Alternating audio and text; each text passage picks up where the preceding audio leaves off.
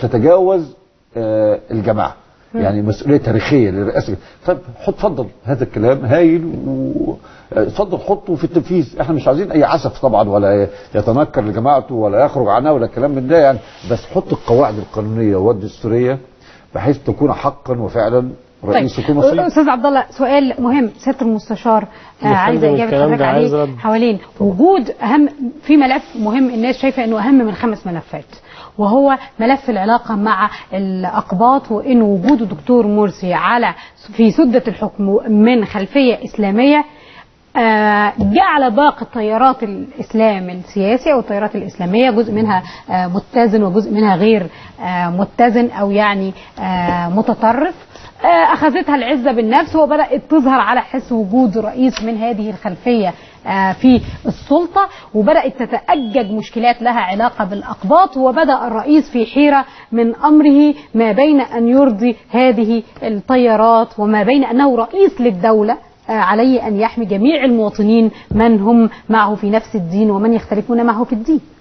هو أنا سؤال حضرتك مرتبط بنفس السؤال، هل الرئيس هو رئيسا لكل المصريين من عدمه؟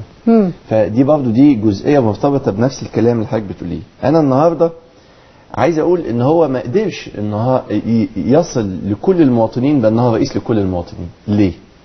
أول حاجة هقول تشكيلة كده سريعة للمواطنين، وهنبتدي باللقباط على أساس إن حضرتك سألتي هذا السؤال. اللقباط ما بيشعروش بأن هو رئيسهم، هو رئيسهم رئيسهم الفعلي، لكن مش بيشعروا بان هو رئيس لهم. يعني اقول لك ايه، ان هو مهتم بيهم. ليه؟ لان انا النهارده في فرق كبير جدا ما بين الوصي وما بين المشارك. انا عايز رئيس مشارك، انا عايز رئيس احس ان هو بيستخدمني في الدوله، مش مجرد ان هو وصي عليا. وصي عليا يعني انا لما اتاذي يطلع كده في التلفزيون زي في حادث رفح ويقول كل قبطي اتأذى في رفح كأنه أذاني أنا شخصيا. كلمة جميلة ومحترمة وقديرة جدا، لكن في نفس الوقت لما يجي يشكل حكومة يجيب وزيرة واحدة بس مسيحية. يعني معنى كده ان انا شخص غير موثوق فيه، معناه ان انا كمسيحي دوري في الدولة ديت محدود جدا. بس ده كان موجود برضه ايام النظام السابق، يعني مش مرتبط بدكتور مرسي. طب ما انا بطبق ذات الاخطاء. يعني انا النهارده دلوقتي هنقعد بقى نرجع ويقول لي انت نسبتك كام، انت نسبتك 5% ولا 20 وهكذا، وهنبتدي ندخل في هذا الجدال وهذا الحوار. لا، احنا النهارده دلوقتي انت عندك اخطاء معينه من النظام السابق ما تكررهاش.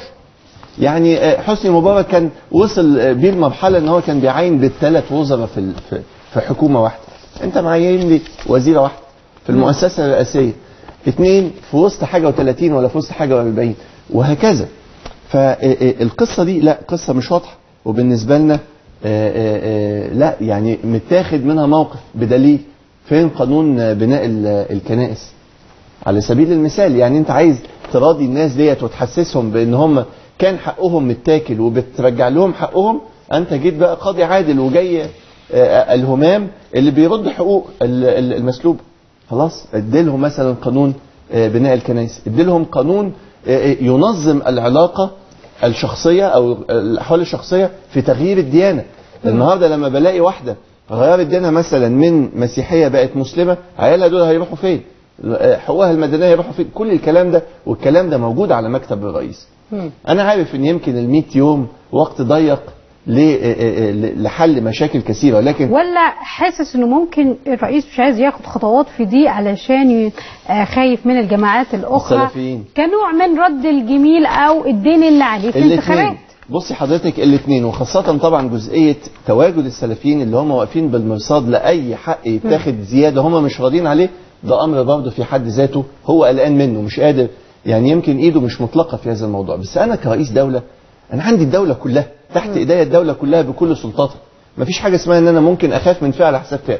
هو بيطبق الحق والعدل اساس الملك. يعني اخد رد اخير من حضرتك. لا مش اخير، ده قبل الاخير، وفي رد اخير تاني. بس قبل الاخير انه انا بسمع وكاننا نريد حسني مبارك تاني رئيس نقول قل هو الله احد الرئيس الصمد، ما نقولش بقى ربنا، نقول ان احنا استغفر الله العظيم طبعا عايزين حسني مبارك تاني، عايزين هتتحاكم النهارده ان شاء الله، عايزين الرئيس مرسي ياخد قرار في اختصاص القضاء، عايزين الرئيس مرسي ياخد قرار في اختصاص في كل الاختصاصات الرئيس مرسي يتدخل وياخد قرارات افضل، ولا ان الدكتور مرسي يحيي المؤسسات التي اميتت من القاع الى القمه. لما الدكتور مرسي يرسي مؤسسه القضاء ويحاول يبقى فيه قضاء كويس، الدولة فيها يا أستاذة فيها جيش، فيها شرطة، فيها مؤسسات رقابية، وفيها مؤسسات اقتصادية ومالية، فيها وزارات خدمية، دي بيسموها العظم، المؤسسات بتاعت الدولة.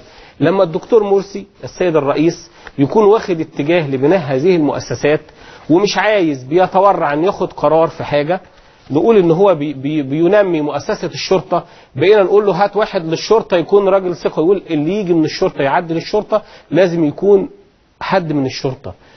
لما عايزين حد من القضاء يبقى لازم الناس بتوع القضاء، بيحيي المؤسسات التي أميتت. النقطة الثانية قصة المحاصصة، احنا مش عايزين نخش في فتن. يعني حضرتك الوزارة اللي جاية ما فيهاش واحد مسيحي، ما فيش مشكلة، فيها 20 واحد مسيحي ما فيهاش مشكلة. ليه بقى؟ المسيحي والمسلم انا بقول انهم في الدولة المفروض يبقوا حاجة واحدة.